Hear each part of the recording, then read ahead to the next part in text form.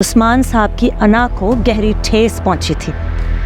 इन्होंने हमारी बेटी को धमकी दी थी कि अगर घर वालों को राजी ना किया तो ये जबरदस्ती उसके साथ कोर्ट में शादी कर लेंगे।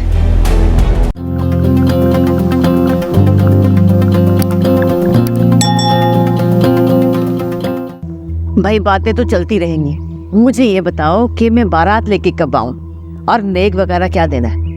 मेरा इकलौता बेटा है भाई, मुझे तो बहुत तैयारियां करनी है, बल्कि आज से ही शुरू कर दूंगी।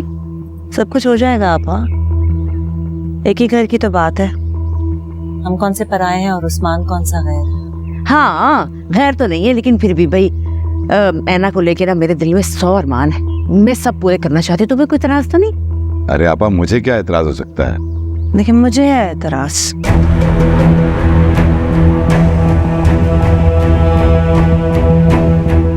ये क्या कह रही हो आपदा?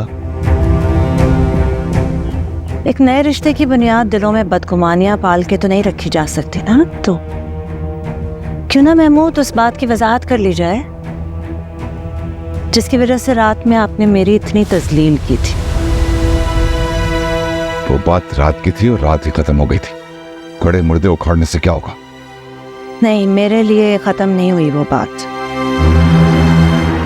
मेरे लिए तो तब बात खत्म होगी जब उस्मान बताएगा कि मैंने उसे जहर खाने की धमकी कब दी थी और ऐना का रिश्ता देने से कब इनकार किया। अरे आपदा, क्या हो गया तुम्हें? मेरा बच्चा इतनी बड़ी बात कैसे कर सकता है?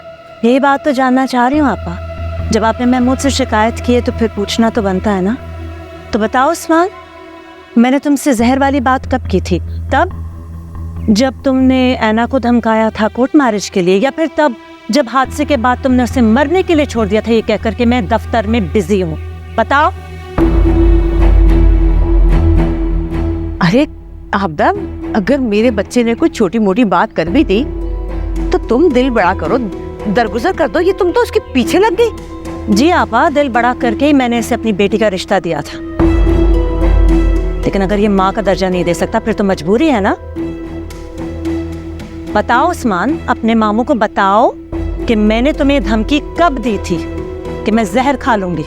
एक मिनट, मुझे पहले ये बताइए कि कोर्ट मैरिज का क्या चक्कर है?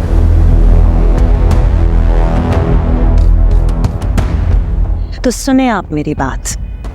जब आपने फौरन शादी से इनकार कर दिया था तो ये उस्मान साहब की अना को गहरी ठेस पहुंची थी।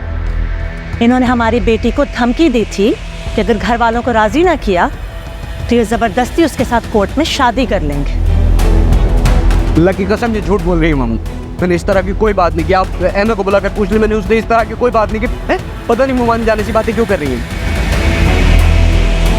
मतलब घर बुला के इतनी बेइज्जती करनी थी? भैया, अगर तुम्हारी बीवी राजी नहीं थी तो रिश्ता नहीं करना था ना। अरे आप क्यों परेशान हो रही हैं? आपदा, बंद करो ये ड्रामे और खाना लगवाओ जाके। चलो।